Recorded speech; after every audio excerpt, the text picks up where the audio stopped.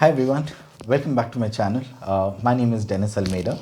As promised in my previous video on how to become a pilot, this video is going to be on pilot medicals. Okay, this is going to be a slightly longer video, and I'll just cut to the chase over here. Okay, I hope you have watched my previous video on how to become a pilot. If yes, this is the next part, which is on pilot medicals. Okay, now what exactly is pilot medicals? Okay, is it that we have to give a medical exam or something like that? No, not exactly. Okay, what we do need to do is get our medical tests done. Okay, now what I mean by medical tests is we need to go to a DGCA qualified and authorized doctor. Okay, and they will be conducting our medical tests. Okay, there is a certain amount of frequency that we need to follow regarding the medical test. I will give you all the details in this particular video as such. Now, can we go ahead with any doctor, take our medical reports and be done with it? Not exactly. Okay, firstly we need to ensure that we are not only physically fit but we are mentally awake, as well as all our vital organs inside our body are functioning properly, and we need to take care of our vital organs through our diet as such. Diet is absolutely important in a life of a pilot. Okay, regarding dietary, I will come to it a little bit later as such. Okay, just adjust my camera a little bit. Yeah, I think this should be fair enough. Okay, now where do we find these medical doctors of DGC authorized medical doctors? I will come to that in a bit. Okay, but before that, let me explain what exactly is these medical tests. Now, in order to become a pilot, okay, most of the youngsters, they just jump into a flying school. Okay, as I had mentioned in the earlier video as such. Instead of doing that, it's always better to first go ahead and meet a DGCA qualified and authorized doctor, get your medical tests done. If in case you qualify for those medical tests, then you can go ahead and join the flying school. Okay, so that is the first step. Your medicals is your first step. All right, now how do we go about this? Now let me tell you that there are three different types of medicals. Okay, the first one is let me come to that in a bit. But before that, what are the prerequisites you need to have in order to go for your medicals? Okay, now what you need for your pilot medicals is the documentations is a couple of photographs. I would always recommend you to take about 4 to 6 sets of photographs of yours. Okay, preferably a white background. Preferably, it depends on you. There's no particular thing like it has to be of this background or something, but it is always preferred to have a white background. Okay, other than the photographs, you need to have your original ID and a photocopy of your ID card. Okay, it could be your passport, it could be your driver's license, it could be your Aadhaar card as well. All right, so make sure that you try and get your passport, which is a much better way instead of a driver's license. A passport or an Aadhaar card would be absolutely fine. Okay, other than your ID card, your address proof is mandatory. So take a original copy of your original address proof and a photocopy of it. Okay, along with this, you need to make a payment of a certain amount, which I will tell you later. It depends on whether you're going for your initial medical or your renewal. I will come to that at a later stage. Okay, but the fees, the receipt of the fees is also very important. All right, now before you join a flying school, first find out who is the authorized DGCA medical officer within your area or within the country. Whoever is close to you, you can take an appointment and you can get your medical test done. Where would you find these doctors? I will come to that in the later part of the video. All right. Now, Coming to the types of medicals, okay, we basically have three different categories of medicals. The first one is the class 3, that is class 3 medicals. However, we as pilots, we do not need to worry about class 3 medicals. Class 3 medicals is good to know information, but class 3 medicals is for ATC officers, that is air traffic control officers. It is just a good to know information. So do not worry about class 3 medicals as such. Next comes the class 2 medicals and the class 1 medical. Now, depending on the kind of course you're going to select, okay, it's either you'll have to do your class 2 or you'll have to do class 2 and class 1. Okay. Now, to give you a complete description of that, in case you are wanting to become only a private pilot license holder, all right, if you want to do just for a hobby's sake, because of your age, you're probably 45, you're 50, and you had the passion to become a pilot, but since you will not be getting a job, you just want to do your hobby flying, which comes in the category of private pilot license. If you're doing only your PPL, then only class 2 will be satisfactory. All right, so you just need to do your class 2 and you'll have to keep renewing it every 2 years. All right, regarding the validity, I will tell you that in a bit. Other than that, in case you are really wanting to become a commercial pilot, get into the airlines, get into the corporate flying, earn some money, then you need to do your class 2 and then your class 1. Okay, why is it that you need to do your class 2 and then your class 1? I will tell you about that, as I'll talk about it in a bit. All right, I'll tell you about that as well. Now, what happens in these class 2 and class 1 medicals? Okay, when you take an appointment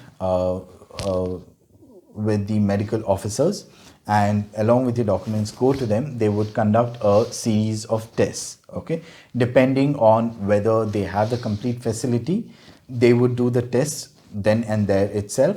If not, they would ask you to do the medicals outside. Okay, outside as in some other place, like some hospitals or anything like that, and or some diagnostic centers, and then bring those reports and they would sign it off. All right, now just meeting a class 2 and a class 1 medical officer and getting your medical test done does not mean that you can still become a pilot. Okay, you need to ensure that you get your DGCA file number, which will be given to you by the air headquarters in Delhi, that is the DGCA. All right, once you get that file number, only then you can be satisfied that yes, I can become a pilot as such. All right, now what the class 2 and the class 1 medical officers will do is, let me just show it to you. They will give you a series of forms. Okay, when you take an appointment and go to them, they will give you a set of 2 forms, which is the form CA 34. Okay, form CA 34 will be given to you. You need to fill up that form. It will be given in 2 sets. You'll have to fill up both the sets. Okay, the first 2 pages will be for you to fill up, and the remaining pages will be filled by the medical officers. All right, all the observation will be marked and filled. Now, once they do that, at the end of the day, they would give you this. Okay, which is the form CA 35. All right, this is my old form CA 35. It will look like this. Okay, as you can see, it will be mentioned as fit. Where is that? Yeah. Okay, as you can see, it will be either fit or unfit or temporarily unfit. What I mean to say, there are actually 4 categories. Okay, one is fit, the other one is fit with restrictions, the third one is temporarily unfit, and the fourth one is permanently unfit. Now, what we mean to say by all of this is, If they qualify you as unfit, it will be absolutely unfit. You will not be able to become a pilot. You would have to harden your heart and move on to some other field as such. Or in case you're interested in aviation itself, I'll give you a brief video on how to get into the ground duties as I promised. All right. So that I'll take it up in a completely separate video as such. The next is temporary unfit. Temporary unfit would be something like you have a fluctuating BP or a high BP or a low BP, whatever. They would ask you to take some medications and come back to you after a certain amount of weeks. Okay, it could be 8 weeks, it could be 4 weeks, it could be 12 weeks. It all depends. All right, it depends on your health condition as such. So if they declare you temporary unfit, you would have to just come back. All right. The next is absolutely fit. If you're absolutely fit, okay, there are two categories in fit. One is absolutely fit, the other one is fit with restrictions. Okay, what we mean to say by absolutely fit is you can become you can take your CPL and later on you can apply for a commander position as well. What we mean to say by fit with restrictions is you have different categories of restrictions. It could be that they may restrict you depending on your health conditions.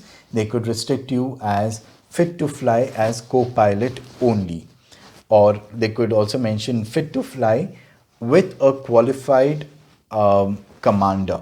That means you are fit to fly only as a co-pilot. You will not be able to upgrade yourself or apply for a commander of the aircraft position, okay, which is the captain of the aircraft. You will for your lifetime you will remain a co-pilot.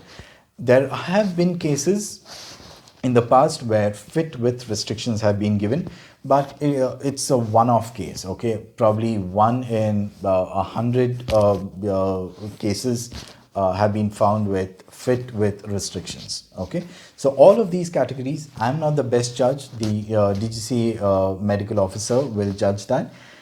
Apart from that, the medical officer will only tell fit, unfit, or temporarily unfit. Okay, he would not declare you as fit with restrictions. That will come from the headquarters as such. So what the medical officer will do is, at the end of the day, once he gives you the form CA35, he would forward all your documents to DGCA headquarters, and within a month or two you would be getting a medical assessment, which looks like this. This is my old medical assessment. Okay, now you will have your file number, your name, whether it is for your initial or your renewal, where and when was the medical date conducted, and so on and so forth. Now this alone is not again, okay, this alone again is not a document that you can actually fly. Okay, you will need to put your signatures. This medical assessment is valid only with your signatures. It's clearly mentioned. Okay, it holder's signature. Other than that, they would also mention whether it is class 2 or class 1. They would give you your file number, whether it is your initial or your renewal, your address, and the date of the medical exam. Okay, now this is actually valid for either 2 years or 1 year, depending on what kind of medicals you have done, whether it is a class 2 medicals or class 1 medicals. Okay, now as you can see, there is date of medical examination. All right, now this is the particular date where you have done your medical examination, the date and the time when you have done your medical examination. Now based on this, your next renewal will be calculated. Okay, what I mean to say is, if the date over here, it's mentioned as I'm sorry. The medical date of the examination and valid up to will be mentioned. Okay, as you can see, it is written valid up to. Now, as and when your validity date is approaching, you'll have to renew your medicals. All right. Now, whatever valid up to date is being mentioned over here, only up to that particular date, okay, the validity of your license would remain. Now, over here, according to my old one, valid up to 1st of 12, 2017 is being mentioned. So, this medical of mine is valid only up to the 1st midnight, that is 23:59 of the 1st of the 12th 2017. It will not be valid after that, which is the 2nd. Excuse me. Now, so whatever validity date is mentioned on your assessment, that will be your validity date. You will have to either do your renewal before that itself. If not, it will lapse. All right, and then you would have to go with NOC and all of that. I will talk about it in a bit. All right. Now, what are the medical tests that the medical officers would conduct? All right. Now, basically, they would call you if it is your initial medical or your renewal, depending on case to case. Okay, let me tell you in what happens in the initial first. Okay, in the initials, they would ask you to come empty stomach. Okay, what I would prefer, what I would recommend is probably have a half a glass of water or 1 glass of water. That's about it. Okay, this is only for your urine sample. Okay, just a second. Okay, now it's fine. All right.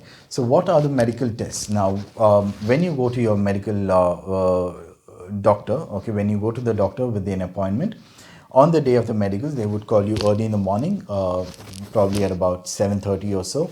It depends on, the doctor as such. They would ask you to come empty stomach, so you can have a half a glass of water or 1 glass of water. They would conduct your blood test, your regular urine test, okay, then your eyesight. Okay, your eyesight plays a very, very important role. Now, the different parameters of the eyesight are near vision, far vision. They would also check your eye coordination. Probably they would keep a pen in front of you and they would ask you to follow the pen. So that is the eye coordination. And other than that, they would do a color blindness test. Now, what is a color blindness test? It's basically a test to check whether you are colorblind or not. Unfortunately, in India, almost 60 to 70% of the population is colorblind. So it's important that you know whether you are colorblind or no. Now, there are different categories of color blindness. I would, to briefly describe, it could be permanent color blindness, that is, you're not able to perceive any colors at all, or you're not. Okay, now just to give you a brief idea on color blindness, is as a normal human being, you can see colors, okay, red, green, yellow, blue, whatever. But when we mix those colors, we may not be able to perceive the differentiation between the colors. Okay, so probably the red and a light red, we may not be able to differentiate between the two different shades of red. We may not be able to differentiate between the red and a different shade of green, or dark green versus light green. So these are the different shades of colors that we need to ensure that we are able to perceive. If we are not able to perceive these colors, then you would not qualify. Okay, so your color blindness is basically a test will be conducted by Ishihara plates. These are the plates which will contain a set of numbers, and you'll have to recognize. It will be like a pattern of dots. Within those patterns of dots, you'll have to recognize numbers, patterns, like a square, a rectangle. It could be anything. Okay, you could be tracing a line from one end to another, that the doctor would show to you, and you'll have to identify, okay, the numbers or the squares or the different patterns, what's there in that. So that is the color blindness test. Now, there are degrees of color blindness. If you're mild color blindness, you may escape, okay, and you could become a pilot. But if you are totally colorblind, then it will be a permanent unfit. Okay, now also if you're totally colorblind, Okay, if you're not able to recognize the different shades of aviation prime colors, which is your red, orange, green, yellow, and blue as well. So in case you're not able to distinguish all these colors in their different shades, you could receive a permanent disqualification, a permanent unfit.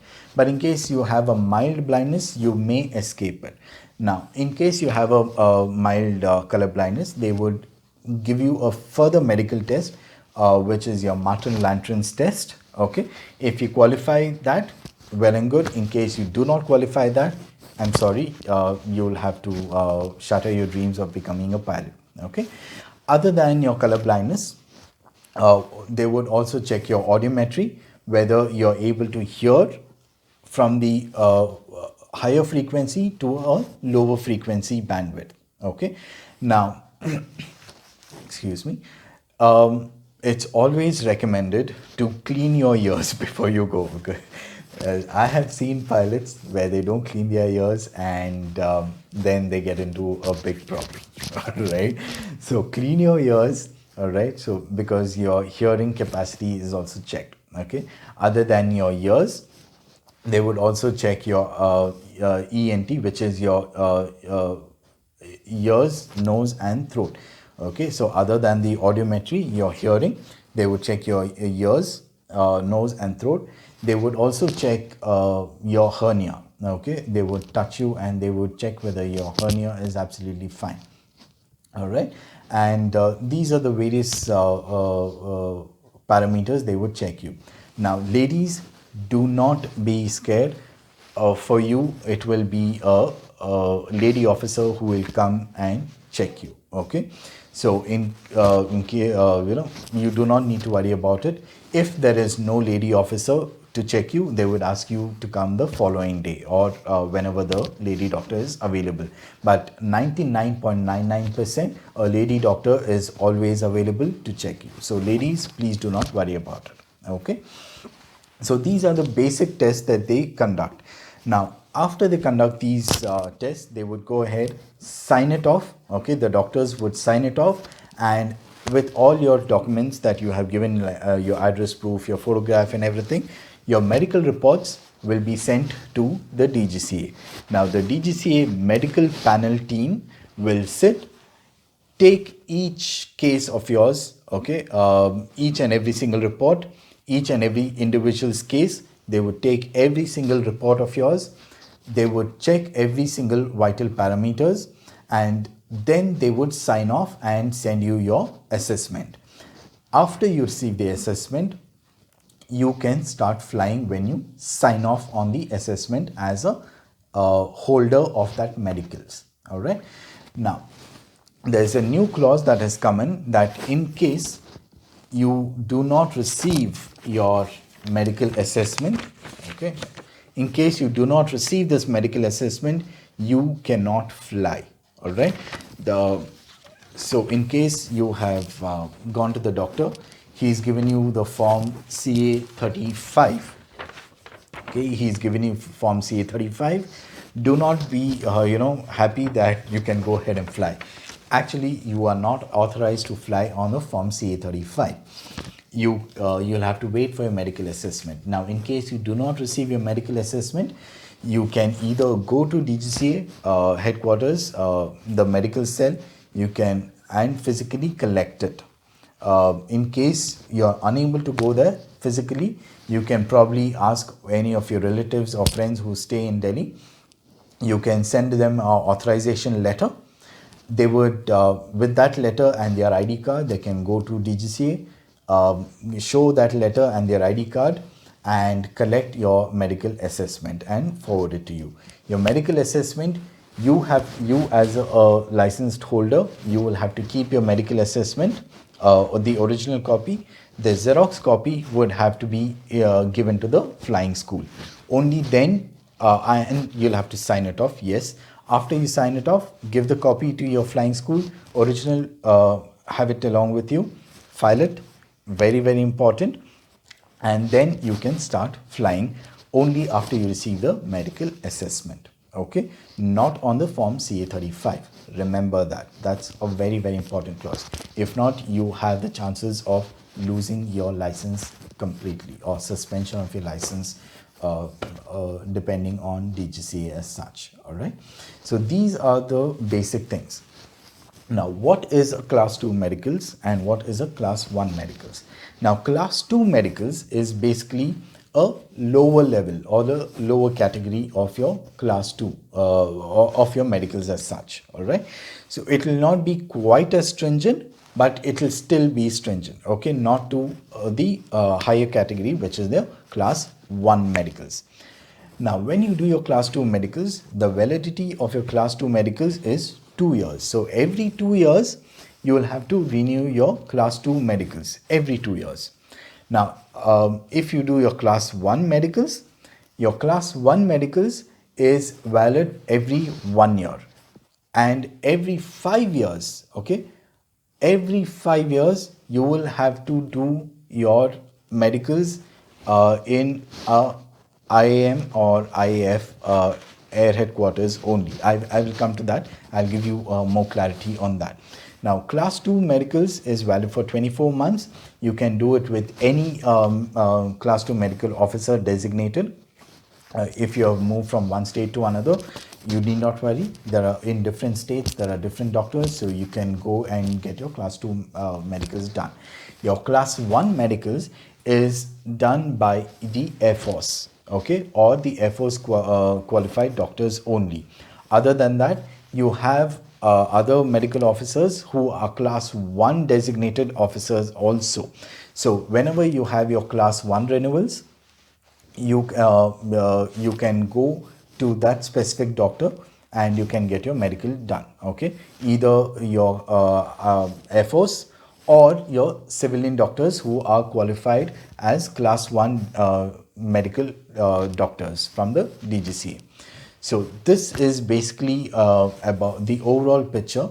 Okay, let me just pause this video. I will show you where exactly you can find all these doctors and so on and so forth. Now, okay, just give me a minute while I pause this video and get onto my laptop so that I can show you where exactly you can find all the other details. All right, so see you in a bit. Right, welcome back, guys. Let's start off with this. Okay, now as I was telling you, where do we find all these class 2 and class 1 medical officers? Okay, now this is the official website of the DGCA. Okay, so you will have to log on to the internet, log on to this website, that is dgca.gov.in. all right, and then this is set to Hindi. You can, depending your comfortability, you can switch to English or you can remain on Hindi. After that, you can go to personnel. Okay, over here, the third icon, aircraft operations, and then personnel. So under personnel, if you scroll down, you will find class 3 medical examiner, class 2 medical examiner, and class 1 medical examiner. Okay, class 3 is not valid for us, not required. So you can click on class 2 medical examiner, right? And all the, let me just scroll down here. Sorry about the video. I'm actually holding the mobile in my hand as such, right? But so these are the class 2 medical examiners as of 1st of February 2020. Okay, so you have it. You have doctors in the northern region, then you have in the southern region also. You have in the east and the west region. Okay, so southern region, there are all these doctors. You can contact them, their mobile numbers, their email addresses, and the validity up to what date they can conduct their medicals. Okay, everything is the validity of their licenses up to what date they can conduct the class 2 medicals. Okay, is all being mentioned over here. All right, so after you have done your class 2 medicals, after you receive your medical assessment, then I would suggest you to join a flying school. All right. Do not jump into a flying school just after you get the Form CA35. That is just to be 100% sure that you are, even the DGCA has cleared you completely. All right. Now, moving forward, what you can actually do is after you get your there are some people who think that they can directly do their class 1 medicals. All right. Let me tell you that firstly you will need to do your class 2 medicals, and only after you get your medical file number you can do your class 1 medical. All right, because the class 1 medicals is conducted by the Air Force officials. Now, where do we find the class 1 medical officers? Again, you can log on to the main website, go to personnel, you can scroll down and class 1 medical examiners. All right, you click on that, you will have all your class 1 medical examiners. Okay, a complete list. Okay, the initial medicals, that is your first medical of your class 1, will be conducted by the Air Force only. All right, the Air Force centers would be there are, all these are the Air Force centers. You'll have to check the class 1 medical centers, whichever is closer to you, and you'll have to apply over there. All right, now the way to apply is after you get your class 2 medical file number, you can log on to the DGCA website. Okay, get on over here and you will have a let me just show you where exactly it is. Okay, you can go to personnel again, you can go to centralized appointment and PMR forwarding procedure. Okay, you can log on over there, and here, I don't understand. Sorry about that. I'm really sorry. Okay, that was my other mobile. Okay, here you have all the medical Air Force medical centers that are actually available. Okay, they will be working from Monday through Friday. The ones marked in yellow are the days where they would not be working. So IAF Bangalore is working on Monday, Tuesday, Thursdays and Fridays. They would not be working on Saturday, Sunday and on Wednesday. Similarly, the AFCME, that is Air Force Center Medical Examination Delhi, would not be working on a Friday. Okay, now what are these numbers? These are the numbers, these are the number of candidates they would be handling per day. Okay, not exactly, the more or less the same numbers. So if they have a quota of 15 per day on Monday, 15 per day on Tuesday, 15 on Thursday and 15 on Friday. If the numbers are exceeding 15, they would not give you that particular day. So after you get your class 2 medicals, you need to write an email to DGCA medical appointment at gmail.com. Okay, and they would give you the appointment. You'll have to request for an appointment, and they would give you the appointment date. All right, within 7 days after you apply for your class 1 medical, within 7 days they would send you an email saying when and where is your medicals. All right, now what is the medical form, okay, that you will need to request through. Right, now before let me just, okay, this is the form. Okay, medical form seeking for medical appointments. You will have to fill up this form. Okay, your name, your number.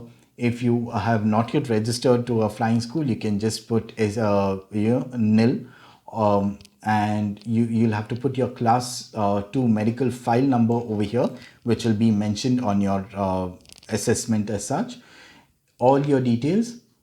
Then what type is it? Is it your initial class 1 or is it your reinitial?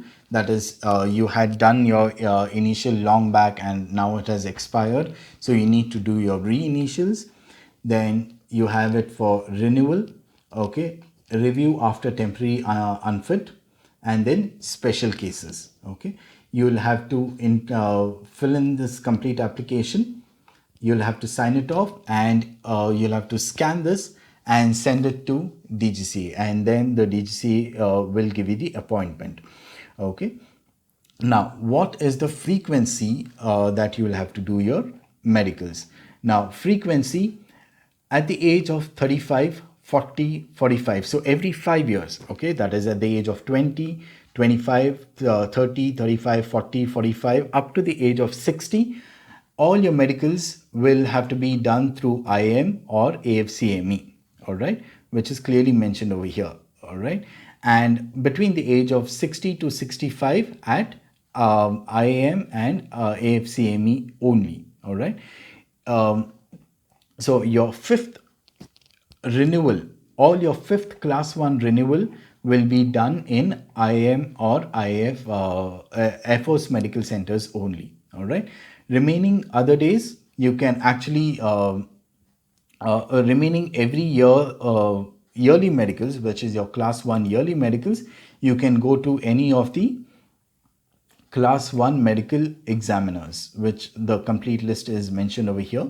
Okay, you have civil as well, which is one second, let me, yeah, so these are the doctors, okay, class 1 medical examiners. So you can other than your fifth yearly renewal, okay, 5 years renewal, if it is a normal yearly renewal, you can go to any of these doctors and get your yearly renewal done. This is for your class 1. Your class 2, as usual, every 2 years you can go ahead, meet your class 2 medical officers, and you can do your medicals, all right. Now coming to the payment part of it, okay, you will have to log on to this particular website. Yeah, this particular website, that is bharatkosh.gov.in. okay. After you take your class 2 or your class 1 medical appointments, okay, according through your doctors, you will have to log on to this particular website, register on this website. Okay, you can register and then make a payment depending on whether it is for your class 1 or for your class 2 medicals, initial or your renewal. Even if it is a renewal, you'll have to make this process. After you make the payment, take the receipt of it, and along with your documents, go to your medical officers, all right. There are few tests which will be conducted by them also, such as, even if you do your blood and urine tests outside, they would ask you to do it in-house. So in case they do it in-house, they would not charge you anything for it, because the payment would be done through Bharat Kosh. However, over on top of that, if they ask you to do any further medical tests, you'll have to get that done either outside, or if it is available with them, if the facility is available with them, they would do it in-house itself. For that, they may charge you a little bit extra. Okay.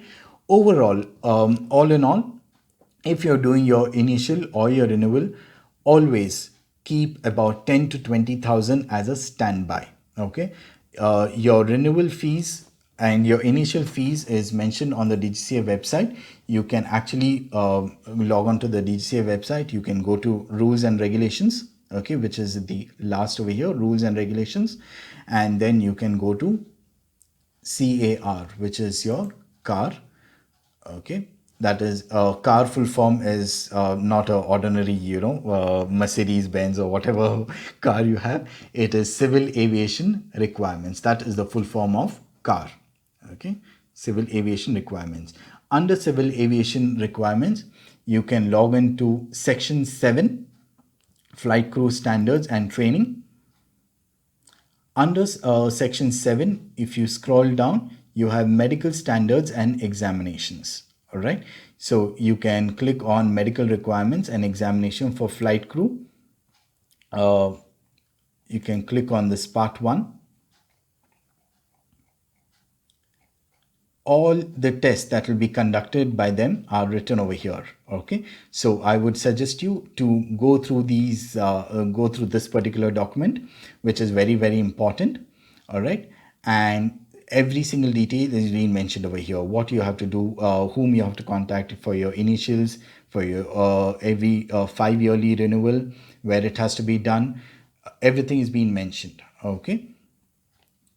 Including whom you have to contact in case you have a special medicals or a temporary unfitness. Everything is being mentioned.